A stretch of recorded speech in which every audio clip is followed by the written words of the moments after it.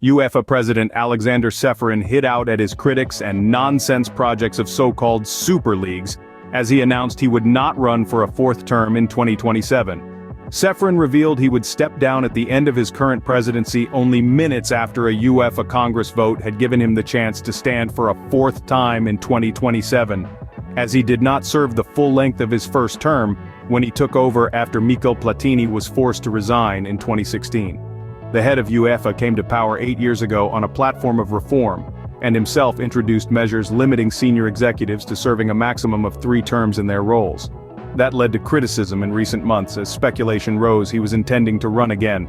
But speaking on Thursday, the 56-year-old said he had made the decision to stand down last summer, due to the time he was spending away from his family. He said he had kept the news private and allowed the vote to proceed, as he wanted to see the real face of some people, in a speech where he also took aim at former UEFA chief of football Zvonimir Boban, without explicitly naming him.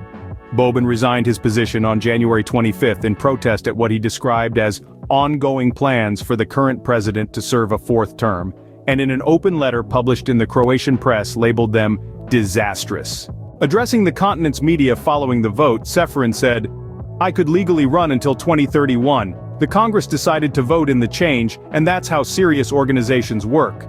The statutes had to be changed, or term limits would not exist at all. I am a lawyer, and articles were written about me. It was strange that I didn't get any questions. Factually, it's my decision if I want to run after 2027. Honestly speaking, I am tired of COVID, tired of 2 wars, nonsense projects of so-called super leagues and self-proclaimed moral authorities who are only moral until it comes to their personal interest. My family knew it first, and then I told just some of my friends and colleagues. I intentionally did not want to disclose my thoughts for 2 reasons. First, I wanted to see the real face of some people, and I saw it. I saw good and bad parts. And of course I didn't want to influence the Congress. I wanted them to decide, not knowing what I'm telling you today. Because that's an honest decision.